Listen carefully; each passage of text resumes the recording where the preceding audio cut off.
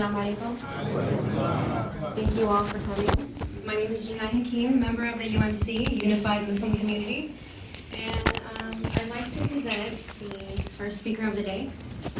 His name is Mark Gonzales, a social entrepreneur and a radical poet, best known for his appearances on HBO's Deaf Poetry Jam. And also he appeared on on TED. He was the first one to be aired in Palestine. He is appreciated for his creative work towards suicide prevention, human rights, and human development via narrative therapy. Welcome, Mark Gonzales.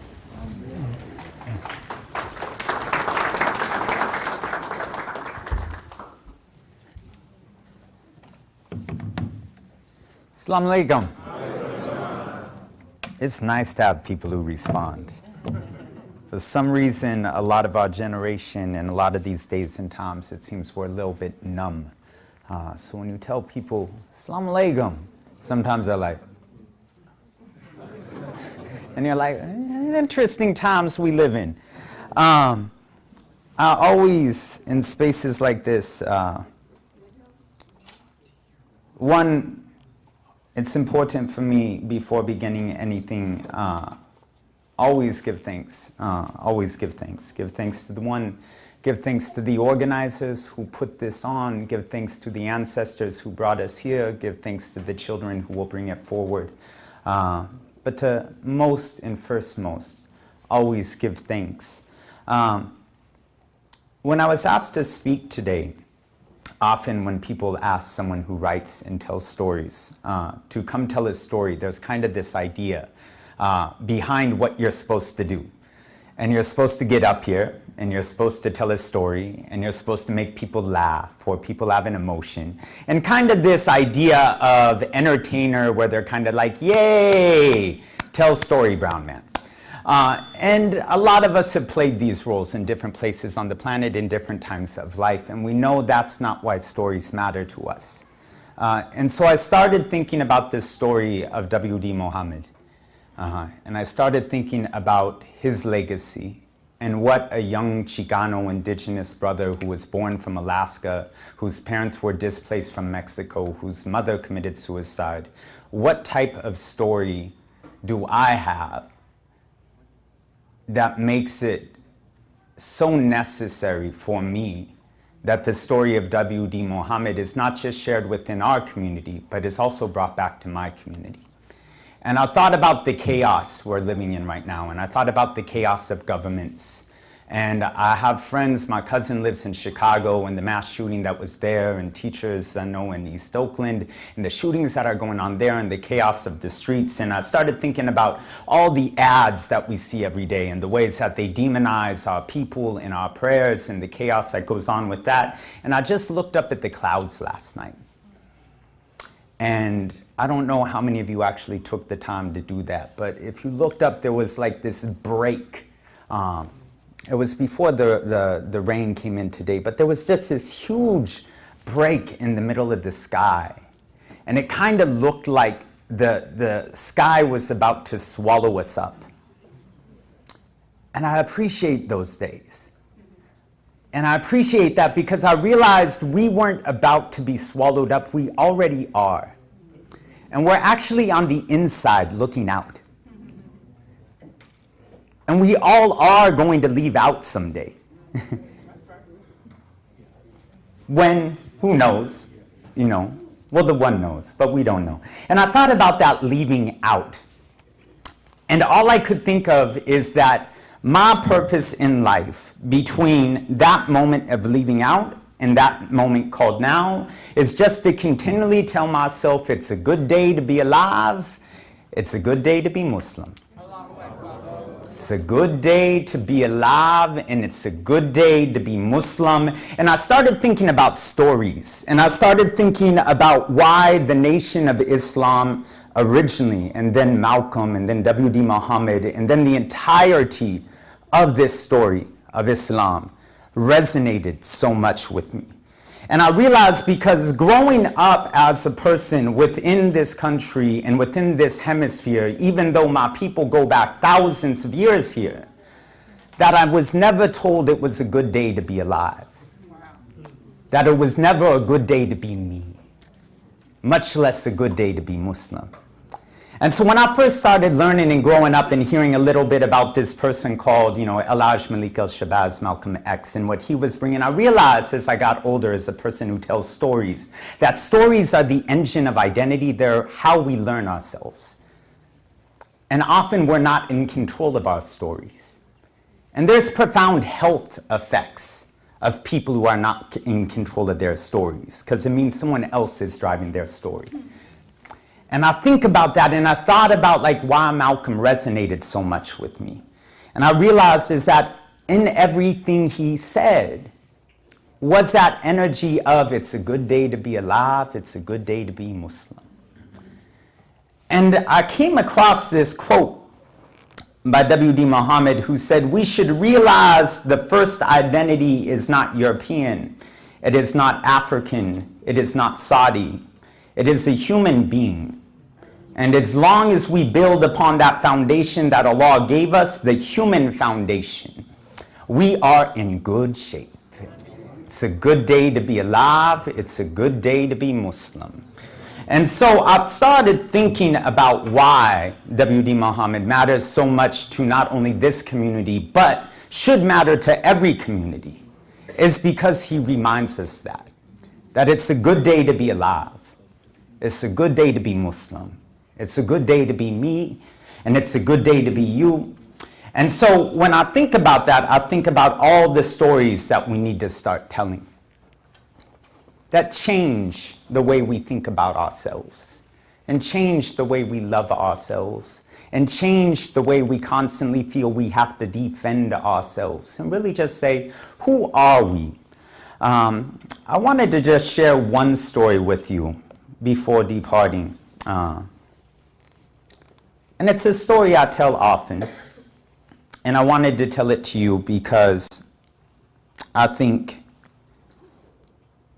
in these days and times where we're trying to remember the human foundations, as Deen Muhammed so eloquently reminded us, that often we're told to only focus on our issue.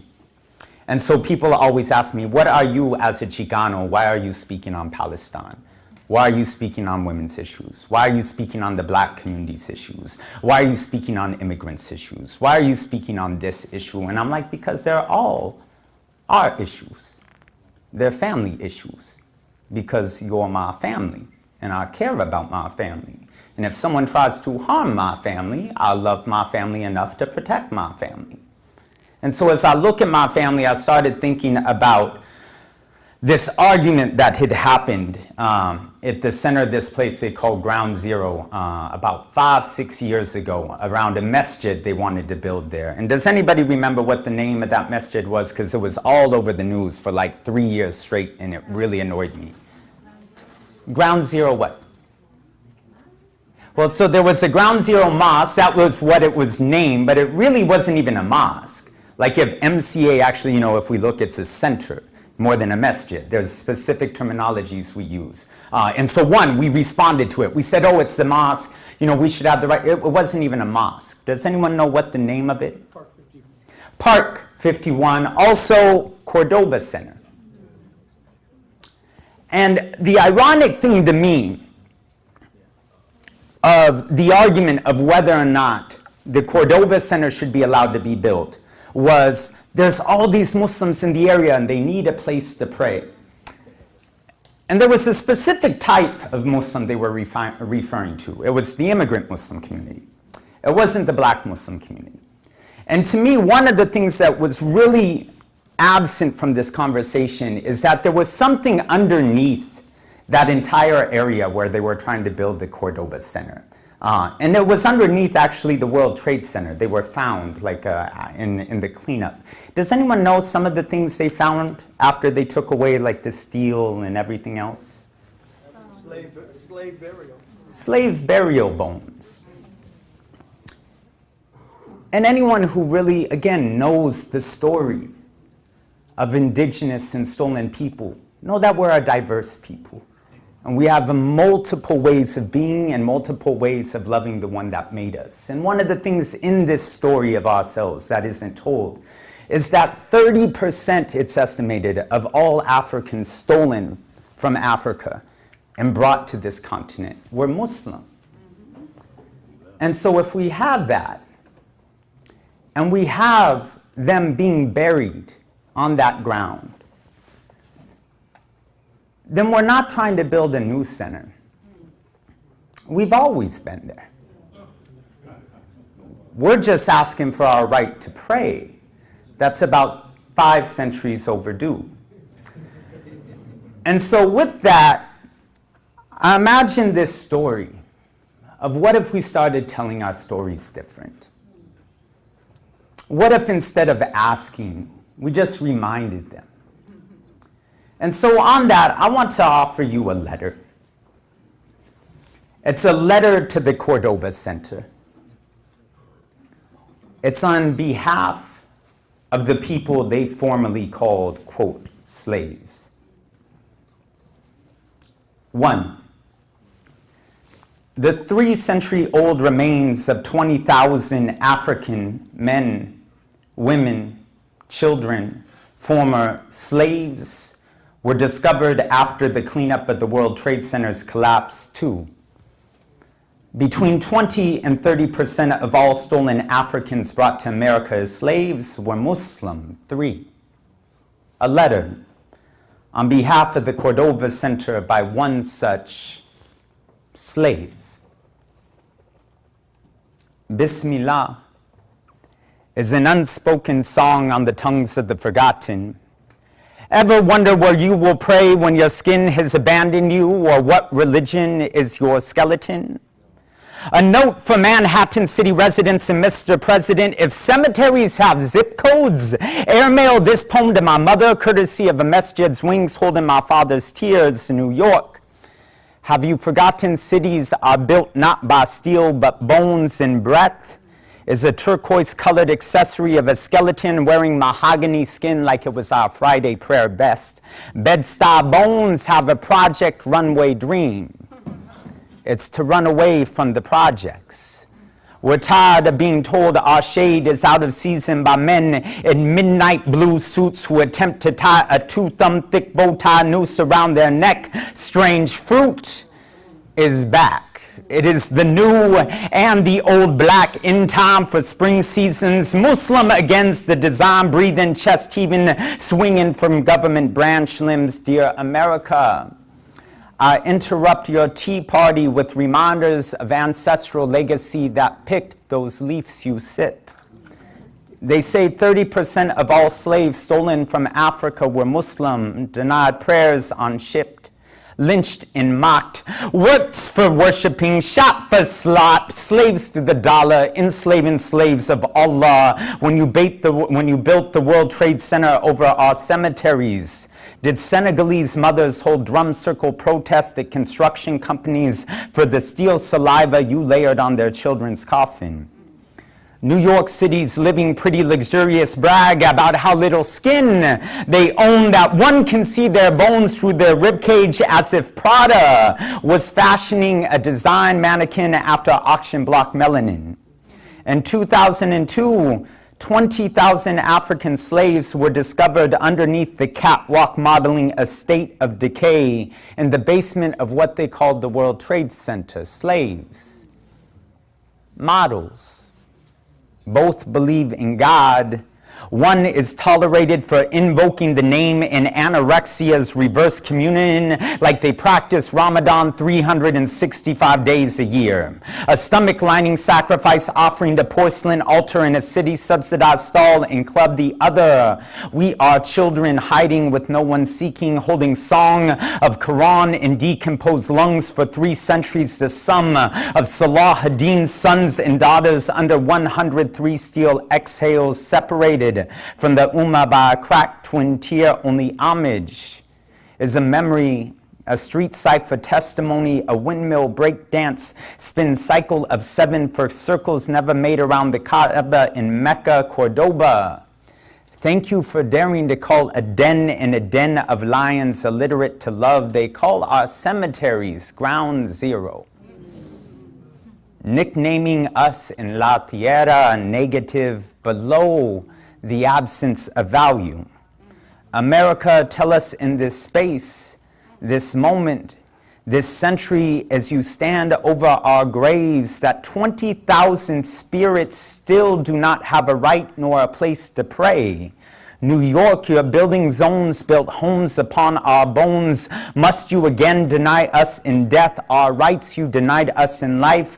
We deserve after centuries to finally say, Bismillah ar-Rahman ar-Rahim. Know our prayers end as they always do. Assalamu alaikum wa rahmatullah.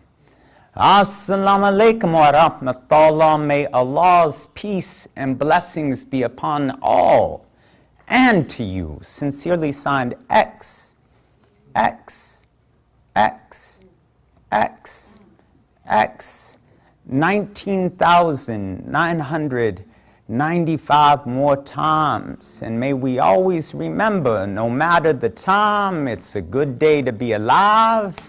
It's a good day to be Muslim.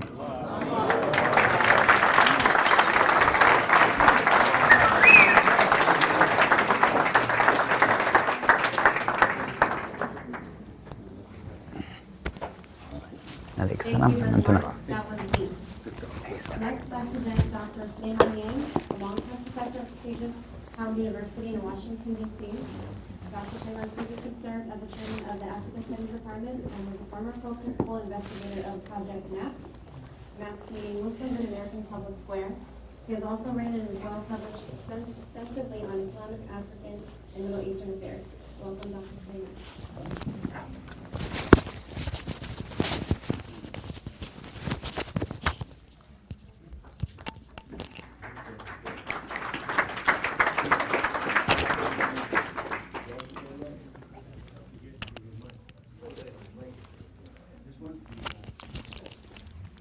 Okay, this is right. We have to have, inshallah, that hooks right. We have 10, 20 minutes or 10 minutes. No, take your time. Yeah, okay, okay. أعوذ بالله من الشيطان الرجيم الصلاة والسلام على رسول الله أشهد أن لا إله إلا الله أشهد أن محمدا عبده ورسوله أما بعد السلام عليكم. I'm very much touched by the last presenter because I'm very historical when I look at our experience as human beings. And what he said today, I don't know him, but what he's saying to you, because I am just listening to what he was saying before I go into talking about Imam Deen Muhammad and his legacy in the Muslim experience, the African American experience. And I hope that by the time I finish with you, many of you will see yourself in what I'm saying. And for a moment, I ask your permission to really travel with me on my mental highway. And I will put you on my HOV lane so that you will all be traveling with me as we look at this whole narrative. I'm very grateful to the organizers of this meeting. What you just heard today from our colleague who told you about the Latino experience, if you are historical, you can see how his experience go back to those people he was talking about. Because if you are a Latino, you combine Africa, the Native American, and Europe all together. Any working Latino is all three in one. And if you are an African American, whether we like it or not, we have Africa, we have some of the African Americans certainly have Native American ancestry, and we have European ancestry. We embody those histories. We cannot deny that. That's our history. It's true of Latinos. So when they talk about what happened over there at Wall Street, we know one of our African American scholars at Howard University, who is now at University at William and Mary now in Virginia, but he was one of those guys who dug and found those African Americans at the Wall Street. That's part of your story. One of our colleagues at Howard was the person who they were digging, they found it. And that is now history. There are books about the blacks in New York. If you look at the history, it's there. So we're educated now. We're not village people, we are educated people. What he was saying, you can go and find out for yourself. Let me just shift gear and go to why we're here and we are trying to remember the legacy of the late Honorable Elijah Muhammad. I have identified a number of points to raise. Who was Imam Deen Muhammad? Number two, the Elijah legacy, meaning his father, Elijah Muhammad, and Weberian. There was a white American who was also a Muslim here. His story is part of our story too. But we are focusing on Imam Deen Muhammad. We took at the Imam of the late Honorable Elijah Muhammad and his impact in American society. People don't want to talk about it. I'm going to talk about it. The other thing I want to talk about is Imam Deen Muhammad and his teachings and his legacies as it affected all of us here and all those people who are part of the internet around the world who are going to hear this. We'll talk about self-definition, the Imam definition of self-definition, and what that means for people who came after his father and under his leadership before he passed away. Then you have his ability to negotiate between Islam and the black identity in America. That is part of his legacy. The Imam Muhammad in Africa in the imagination of Imam Deen Muhammad. There's another part that is part of his story. We have Imam Deen Muhammad and the immigrant community in America. We have Imam Deen Muhammad and the interfaith dialogue. We have Imam Deen Muhammad and the construction of a viable community of Muslim African Americans. That's part of his legacy. Then you have to talk about how the Imam added to the book of, you see, in American society, people like to have acronyms. They like to have, in the United States, many names. If you look at book of names in America, the legacy of Elijah Muhammad and Imam Deen Muhammad and all of the Imams around the country is very evident in terms of the idea of a Bilalian, World Muslim Community of Islam, that was part of the legacy, and there are a lot of things that came out of this experience, which is part of the American experience. They are all legacies of the Imam. I'm going to elaborate on these points. Then you have Imam Deen Muhammad and the construction of an African-American Muslim community in American society. This is known in America, and if you go for Hajj, the African-American Muslim presence is there. Among all the Muslims who come from all over the world, they are there for Umrah and for Hajj. And that is part of the narrative. The last part is we will give concluding remarks about Imam Deen Muhammad. Let me just take you back to the beginning. Who was Imam Deen Muhammad? Imam Deen Muhammad came out of the legacy of his father, who came out of Georgia. In the 1920s, you have a large number of African Americans who are migrating from the South. Over 60% of the African Americans live in the South at that time. As America was beginning to industrialize after the Civil War, America was doing what Chinese are doing today in the world. Chinese now, they have dollar store all over the country. The American products were all over the world at that time. What the Chinese are doing now, 120 years ago, that's what America was doing among European countries. That was why, give me the real McCoy. It came from that narrative. When the American industry was beginning to affect Europeans, America was a backwater area. But by that time, after the Civil War, America was beginning to industrialize. Large number of African Americans were living in the South. The whole legacy of Elijah Muhammad revolved around the migration of large number of blacks going to New York, to Boston, Hartford, Chicago, Detroit, all the way to California here. That's part of the black migration. In fact, an African American sister just published a book on that whole experience. You can find for yourself. Now, what I'm trying to tell you is, if you want to understand the Imam, you have to understand that black migration from the South to the North. They came from Georgia, and Georgia is very interesting in African American history. Out of Georgia, you have Martin Luther King, from that part of that narrative. So if you are talking about the Imam, you have to understand that black migration to the North. There were many African Americans in the North before. And that's one of the reasons why the story of the nation of Islam, as you are going to know, the members of the nation of Islam, you will hear more details from my brother Imam Karim is going to tell you more because he knows the detail. I'm telling you as a scholar what we know from outside as scholars. And what I want to make very clear to do is that if you look at Imam Deen Muhammad, you have to understand the black migration from the South, how his father came to Detroit and working in the automobile business.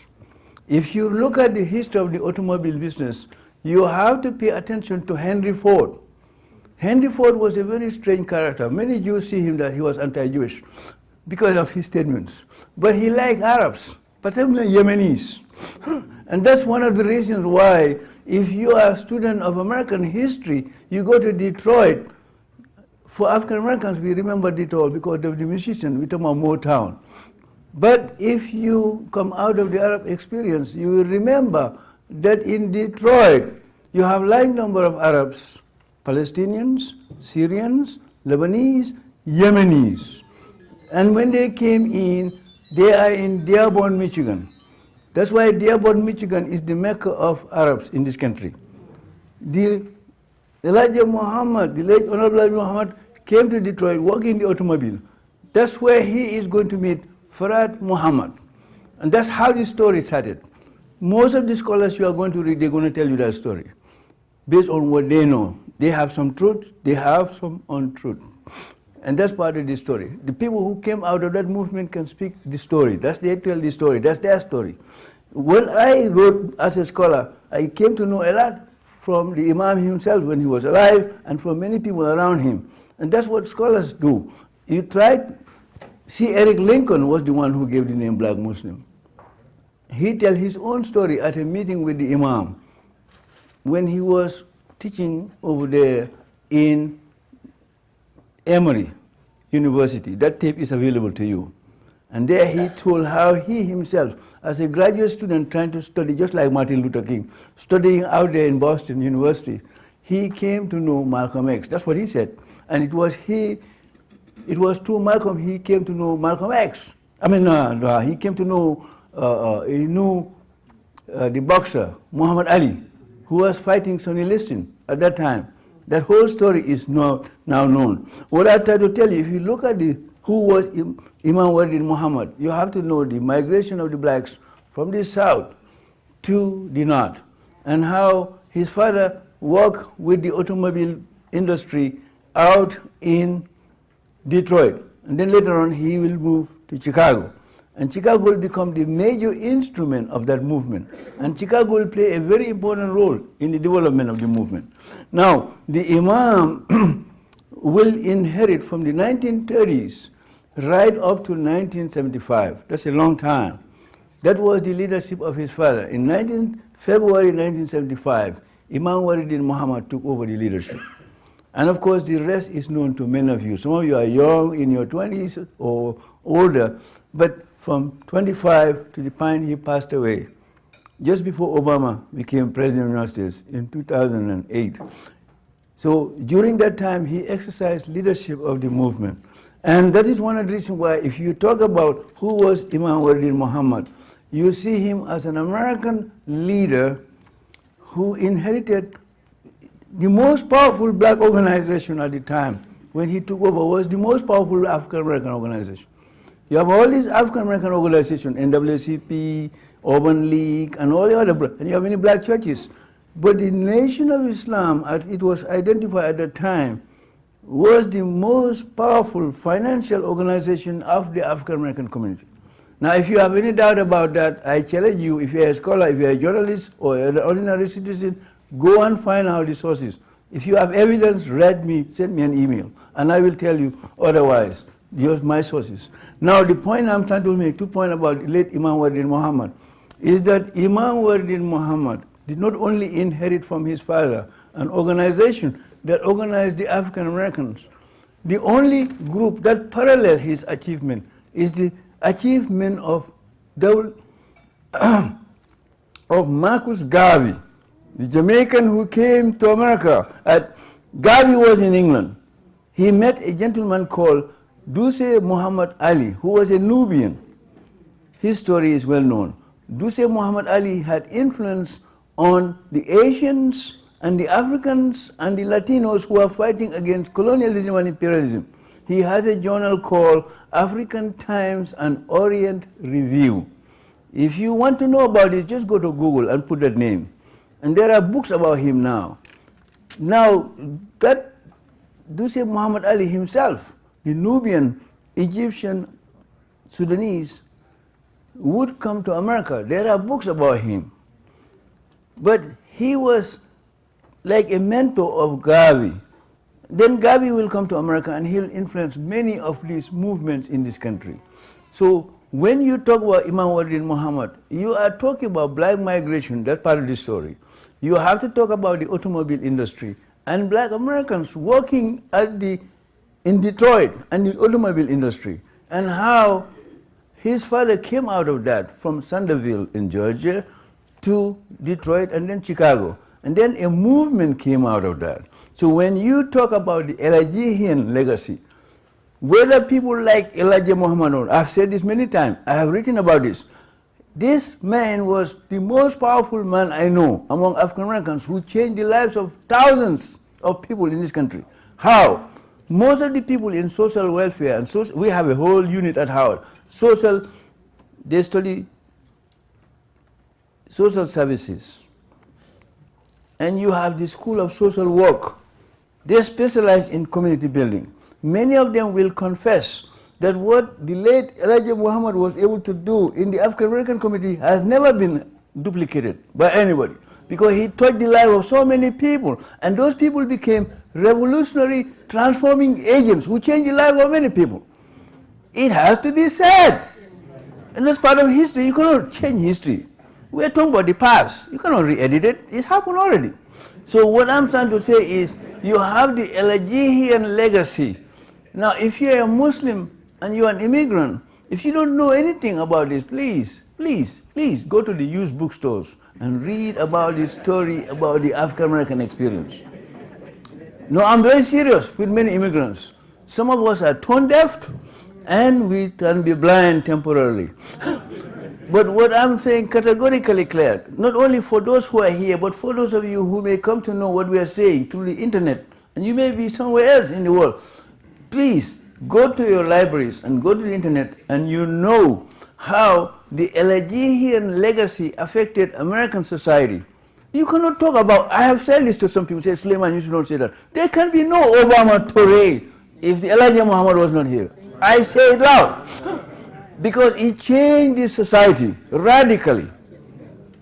Because for the African Americans, what they have to pay close attention to with the Elijah narrative is that if you go back to history, if you look at the period I'm talking about, the transition from the migration of black people, most of them were in the South, to the North.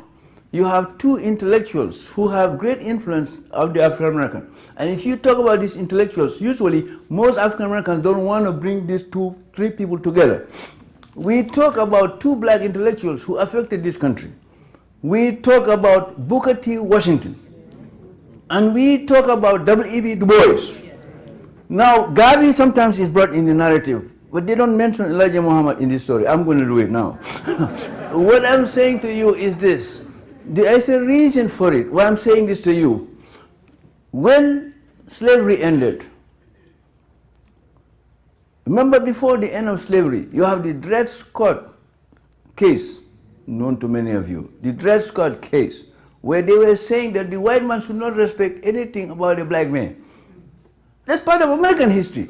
We cannot re-edit, that is history. After the Civil War, you have the 13th, 14th, 15th Amendment. It changed the whole narrative. Now, at that particular time in history, when we talk about the legacy of Imam Deen Muhammad, this way you will understand what Imam Deen Muhammad tried to do in his lifetime. You see, he knew all these narratives when he inherited the leadership from his father with the support of all the imams and the FOI people. And it has come to the level we are now. What I'm trying to tell you, if you go back, you look at the migration of African Americans from the South to the North, and the Industrial Revolution of America and how it changed the life of American society and the life of African Americans. You have two black intellectuals. Booker T. Washington, he recognized that in the history of the African American people, most of the blacks who landed on You know the Jamestown narrative. You have 1619. Most blacks know that, 1619. There were blacks in Florida before that time with the Spanish. They don't talk about that story. They only talk about you coming as slaves. That is one of the reasons why you have the Mayflower narrative. That's why one of the African American editor of Ebony magazine they came before the Mayflower. You have three stories. Jamestown, those whites who came from England to Jamestown, that's the Jamestown story. But there were blacks who were here before this guy who came in 1620. That's why Leron Bennett, editor of Ebony, would say they came before the Mayflower. These are stories you have to understand. You cannot understand Elijah Muhammad, you cannot understand the Imam unless you know these stories. When these people who came, they were mainly from Angola. That's what is related by one of our scholars and thinkers. You may know him, Randall Robinson, who fought very hard against apartheid in South Africa. He is from Virginia himself. He said that his ancestry could be traced back to those first wave of blacks who came to Jamestown. Now, what is very interesting for us to understand these two black intellectuals who are related to the story of Imam Deen Muhammad is the story of Booker T. Washington, who was a Virginian. Booker T. Washington became the most powerful black American in this country. And he was sufficiently influenced by other black thinkers before. But Booker T. Washington affected all of us here today, right now. At that time, most of those people who were Africans, 1 out of every 16 African Americans were called free blacks. That's why the oldest churches of the African Americans were called African Methodist Episcopal Church. Richard Allen, you know that. The African Methodist Church, Zion. You see, it came from that. That was why those free blacks, if you find, you talk about, all that we talk about, Twin Towers and all that, those blacks, you have many of them were so-called free blacks. They were part of that story. That's one of the reasons why, if you look at this story, and I'm saying this for immigrants to know this about the African American story. When you talk about, you find, if you look at these so-called free blacks, they have the Free Black Society of Charleston, Richmond, Washington, D.C., Baltimore, Delaware, New York, all the way to Providence, Rhode Island. You can go to Google and find about it for yourself. What I'm trying to emphasize for you right now to understand Imam Deen Muhammad's story, he knew this story, and there were many intellectuals, African Americans, who were working with him. They knew this, and many of them are educated who are imams. They know this story. What I'm trying to say is Booker T. Washington, and you will understand what the Nation of Islam did in terms of self-definition of black people in this country. What happened is Booker T. Washington, he came out of slavery, up from slavery. He has his own book you can read. Booker T. was the one who gave us, black people here, we are called Negroes. He was the one who came with it. There were some black journalists who were telling him we should call ourselves African American. He refused. Or Afro-American, he refused. Because he knew that the Europeans who were taking over Africa after the Civil War, they were describing Africa as primitive and backward. And many of us remember this Tarzan story. Now what is very interesting is this, what the Nation of Islam is going to do. When Booker T came with that notion, Booker T knew that if you use the word Negro, most African Americans, they don't know Spanish. Negro means black. That's what he did. It will be very ironic today in America that we have many Latino brothers if all African Americans were called Negroes. And by the way, there was some zoological twist to it. This was before feminism, by the way. How do they call the black woman? Negress, like tiger, tigress. That's the way it was. The contribution of the Nation of Islam was, they eliminated that word, the so-called Negroes. And that gradually, that term disappeared. That's part of history. You see, Booker T's contribution, what he did, when Jesse Jackson, interestingly enough, Martin Luther King came from Georgia just like Honorable Elijah Muhammad, and he influenced King and many others with the SCLC. Jesse Jackson from North Carolina will come to Chicago, and he will run for the presidency twice without success. Lo and behold, at the time of his glory, Jesse Jackson went back to the suggestion of those scholars who told Booker II we should call ourselves Afro-American or African-American. Today we all call ourselves African-American because of Jesse Jackson. That's history today. So if you want to understand Imam Deen Muhammad, you have to go back to that story. The Imam was very much aware of that. Jesse Jackson was in Chicago with him. So when the Imam came, he wanted to redefine the identity of the African Americans. He knew the story of Bilal from Ethiopia. Because the Prophet Muhammad himself, when these followers were being persecuted, did he send them to Syria? No way. Did he send them to other places? No. He asked them to go where? Ethiopia. And in Mecca there was a guy called Bilal. That was when the Imam came, he wanted to redefine himself. You know, he's African American. This was before Jesse Jackson came to that term. So he said, we are Bilalian. You see, what he was doing, he was trying to tell the African American Muslims that you do have a history that goes way before you came to America. That you do have a black identity, not black being, no, Bilal was elevated when Islam came. So we are going to elevate ourselves. That's what the Imam was doing. Now, of course, I remember this myself. As a young scholar, I remember some of the Muslims saying, why he call himself Bilalian? You see, I said, the man knows history, that's what he's doing. But some of them, that was why the Imam, after he knew that the message was gone already with his followers, then they came with the idea, the world community of Islam in the West. And if you want to find this, if you are young and you are too young to understand, just go and look at the history of the paper. From Muhammad Speaks, and all the transformation to where it is. The second person I want to bring in the discussion for you to understand Imam Deen Muhammad. We talk about Booker T and how the so-called Negro was destroyed by the Nation of Islam. Then you come back now and look at W.E.B. Du Bois. W.E.B. Du Bois was a very powerful intellectual among the African Americans. W.E.B. Du Bois didn't like Marcus Garvey for a variety of reasons. Some of you may know this already. But what I'm trying to you now to understand Imam Deen Muhammad and this narrative about American history is that when you look at Imam Deen Muhammad and the legacies of W.E.B. Du Bois, 2 points are very important.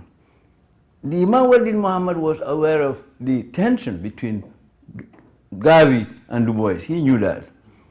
There was a question of color and all the other things involved in that narrative. The fact that you are from the Caribbean and we are from America. These are all part of that narrative. When Garvey came from England and became powerful, he was able to organize the most successful organization of African Americans. Over 2 million African Americans were mobilized. He wanted to take them back to Africa. Unfortunately for him, he established the Black Star Line, which was supposed to move all the black people. That's why there are books called him Black Moses. That's why they call him. Because he wanted to do for the blacks what Moses did for the Jews out of Egypt. And he has the Black Star Line. Unfortunately, they put him in jail in 1924, later released. And then he went back to England, and of course, now in Jamaica, he's immortalized now in Jamaican society. But if you look at Imam Deen Muhammad and his legacy, you can see how the Imam redefined the identity of the African American Muslim, so that you have a Bilalian narrative that takes you way before the immigrants came here in terms of being a Muslim. He took you back there. And then when he goes, that was with Booker T, he knows that we are not so-called Negroes, we are something else. You see, so when the Imam looked at the legacy of W.E.B. Du Bois, one thing that Du Bois did, when he was fighting with Booker T, he was highly educated. He didn't want the word Negro. He knows Negro means black. But if you look at the African American community, we have different colors. We have different colors among African Americans. You see, so we see that is why when Du Bois came around, he used the word colored, because the word colored will embrace everybody. And Obama has benefited from this. Because whether you are from Hawaii, whether you are Chicano, whether you are African American, you're all colored.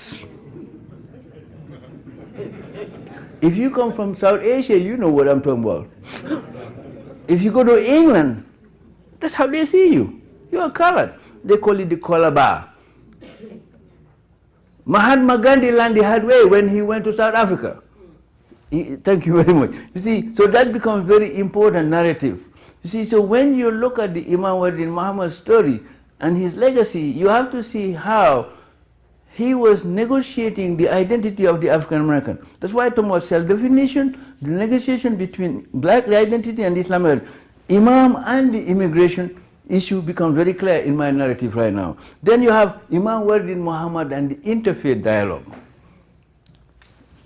When he looks at the African American community, he knows that some of the African Americans were, yeah, he recognized that the Imam was very much aware of the fact that if you look at the African American population before his father had his organization out of Chicago, thank you very much, 90% of the African Americans were Protestants, 10% are Catholics. And the statistics has changed likely because when his father's organization developed in the African American community, you see gradually a growing number of Catholics and Protestants who were in the black community becoming followers of his father and himself. And today you have millions of African Americans who are Muslims and they can negotiate with the old identity of being a Negro or colored. You don't deal with that, you are just African American, period. So you deal with your identity in that respect. So when it came to interfaith dialogue, the Imam came to realize very well that we have Catholics, we have Protestants in the group. Some of them are Jehovah's Witnesses. One of the American presidents was Jehovah's Witness. He changed his position before he became president. Eisenhower, he was Jehovah's Witness, but he changed from being Jehovah's Witness. But there are many people who are Jehovah's Witnesses who joined the nation. And they became Muslim. Some of them were Catholics. I know many of them personally. So what I'm trying to tell you now is that if you look at Imam Deen Muhammad, he accomplished 5 things in the field of interfaith dialogue. Number 1, he was able to establish meaningful relationship with many of the African American Christians who were dealing with her. Evidence of that is people like Martin Luther King and Jesse Jackson. Before King passed away, you have a famous picture of him and Elijah Muhammad, not widely talked about, but it's part of the story. You see, the big problem is people like Jesse Jackson, they know the Imam very well. You see, and many of the Imams can testify what I'm saying to you now. What I'm trying to tell you, if you look at the interfaith dialogue of the Imam, one of the major successes of the Imam was he met the Pope himself. And that was a major achievement of the Imam before he passed away. Here is an African American who is a leader of a religious group going to the Vatican and speaking, and the Pope was listening to him. That's history now. It was not invented by Hollywood. So what is very, and there are Imams here who can say that Nyang is not lying. There are Imams who can speak to that, they were there. You see, so what I'm trying to tell you here is, if you look at Imam Deen Muhammad and his legacy, in the field of self-definition, you already heard what I said. In his field of interfaith dialogue, you can see how he negotiated with the Catholics. I was present myself, I was not in Rome, but I was present. Myself, John Esposito, and a number of scholars, we were in Baltimore. You see, when a Nigerian cardinal was sent by the Pope to see the cardinal over there, I was there at that meeting. That was a testimony to the achievement of Imam Deen Muhammad, that he was respected by the Catholic leadership, that when they are sending any of their emissaries who is going to deal with interfaith dialogue with some of their cardinals. We were in Baltimore, I remember, I was there at that meeting. So that was another evidence that he was involved in building. Now, the Imam was also very much involved in negotiating with other leaders, Christian and Jewish leaders, because I remember in Chicago, there was a major dialogue between the Muslim community and the religious groups in Chicago, in the Shaw area there. And the Imam was very much present at that event. And that testified to his role. If you want to see evidence of that, if you are a young scholar and you want to verify this, please just go and look at the back issues of the Muslim Journal. And you'll see evidence of how the various imams in their various localities were involved in interfaith dialogue. Time is running against me. I have about 2-3 minutes. But what I'm going to say to you now is that if you look at Imam Deen Muhammad and the interfaith movement, and I have spoken about this in other places, you can look that in the internet somewhere.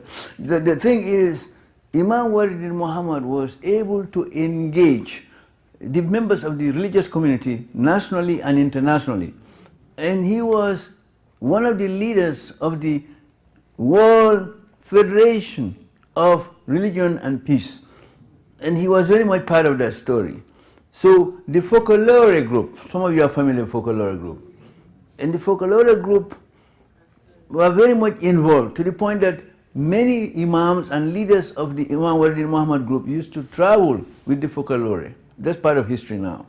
The last point I will say about interfaith dialogue, and I can say many, many more things on this issue, is to say when you look at Imam Deen Muhammad in the interfaith group, you have to recognize the fact that the Imam had many imams working for him in various jurisdictions around the country who were pushing this in their own way. And all of them in their own capacities did very well for the community in their own localities around the country. And that's history now. And it's all legacy. The Imam is just one man. You're one man. But if you have many people who are traveling with you, I just ask you to be on my mental highway. The Imam was trying to do that. He get many people to be with him on their mental highway, and they will see many milestones on the journey. And he did, and many people can testify to that. So the last point I want to leave you with is that if you look at Imam Deen Muhammad and his community, you will see that the Imam was engaged in institution building. He decentralized his father's legacy and allowed each Imam to exercise jurisdiction over his area. Some of them did very well, and some of you are part of that narrative. You can testify to the achievement of the Imam and those who came after. That's what you can do. Muhammad, the Prophet ﷺ, when he died, there was Omar ibn Khattab, you have Ali, you have Usman, and then Abu Bakr, who was the first one to come. And they carry his legacy. Today, one of the major achievements of the Prophet Muhammad ﷺ was that every Muslim today, when you pray as a Muslim, you say, Allahumma salli ala Sayyidina Muhammad, wa ala ali Sayyidina Muhammad, kama sallaita ala Sayyidina Ibrahim. This way, your story is linked to Abraham. So if you live in America today, you are linked with the Christian and the Jews, whether they like it or not. And if you are following Elijah Muhammad and his son, you know Elijah Muhammad is alive because his son tried to do what his father did. And there are many people who were affected by that legacy, and in their own way they are doing what they do. So please, please, please, each one of you, carry the message forward. Assalamu alaikum.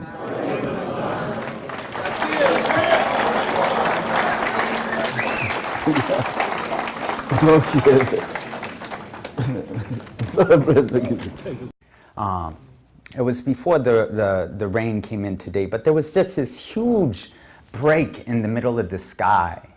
And it kind of looked like the sky was about to swallow us up. And I appreciate those days. And I appreciate that because I realized we weren't about to be swallowed up, we already are. And we're actually on the inside looking out. And we all are going to leave out someday. When, who knows, you know, well, the one knows, but we don't know. And I thought about that leaving out. And all I could think of is that my purpose in life between that moment of leaving out and that moment called now is just to continually tell myself it's a good day to be alive, it's a good day to be Muslim. It's a good day to be alive, and it's a good day to be Muslim. And I started thinking about stories, and I started thinking about why the Nation of Islam originally, and then Malcolm, and then Deen Muhammed, and then the entirety of this story of Islam resonated so much with me. And I realized because growing up as a person within this country and within this hemisphere, even though my people go back thousands of years here, that I was never told it was a good day to be alive. That it was never a good day to be me. much less a good day to be Muslim. And so when I first started learning and growing up and hearing a little bit about this person called, Elhaj Malik al-Shabazz, Malcolm X, and what he was bringing, I realized as I got older as a person who tells stories, that stories are the engine of identity. They're how we learn ourselves.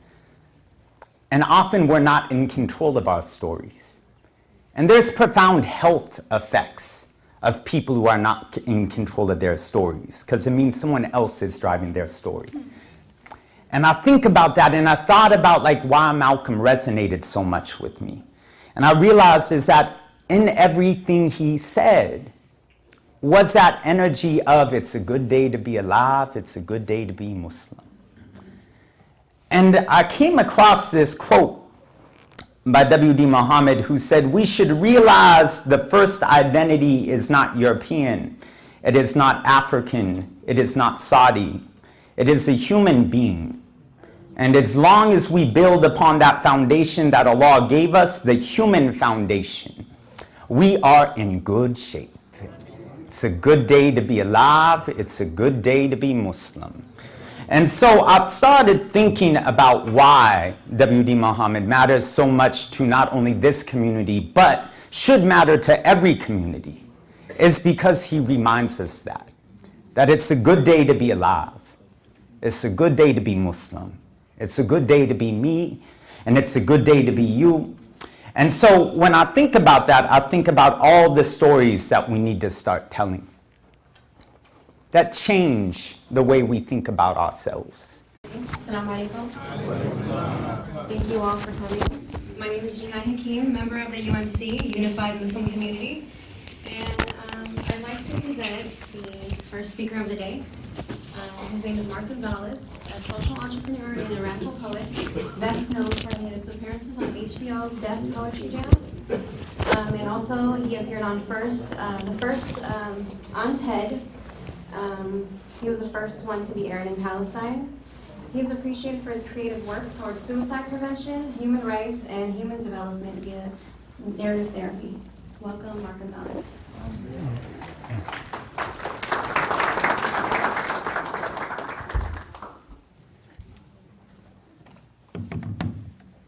Assalamu alaikum. It's nice to have people who respond. For some reason, a lot of our generation and a lot of these days and times, it seems we're a little bit numb. So when you tell people, Assalamu alaikum, sometimes they're like, and you're like, interesting times we live in. I always, in spaces like this, it's important for me before beginning anything, always give thanks. Always give thanks. Give thanks to give thanks to the organizers who put this on, give thanks to the ancestors who brought us here, give thanks to the children who will bring it forward. But to most and first most, always give thanks. And change the way we love ourselves, and change the way we constantly feel we have to defend ourselves, and really just say, who are we? I wanted to just share one story with you before departing. And it's a story I tell often, and I wanted to tell it to you because I think in these days and times where we're trying to remember the human foundations, as Deen Muhammed so eloquently reminded us, that often we're told to only focus on our issue. And so people always ask me, what are you as a Chicano, why are you speaking on Palestine? Why are you speaking on women's issues? Why are you speaking on the black community's issues? Why are you speaking on immigrants' issues? Why are you speaking on this issue? And I'm like, because they're all our issues. They're family issues. Because you're my family, and I care about my family. And if someone tries to harm my family, I love my family enough to protect my family. And so as I look at my family, I started thinking about this argument that had happened at the center of this place they called Ground Zero about 5-6 years ago around a masjid they wanted to build there. And does anybody remember what the name of that masjid was? Because it was all over the news for like 3 years straight, and it really annoyed me. Ground Zero what?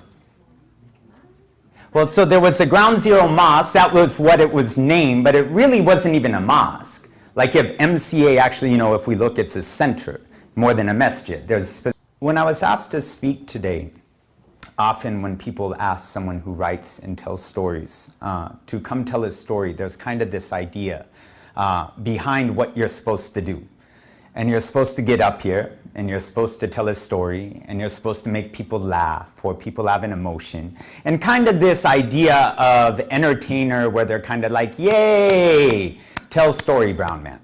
And a lot of us have played these roles in different places on the planet in different times of life, and we know that's not why stories matter to us. And so I started thinking about this story of W. Deen Muhammed.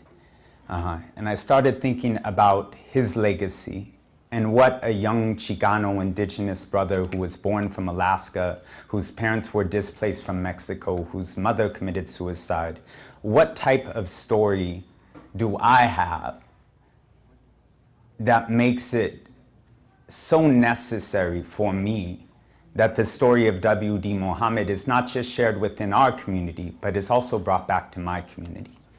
And I thought about the chaos we're living in right now, and I thought about the chaos of governments.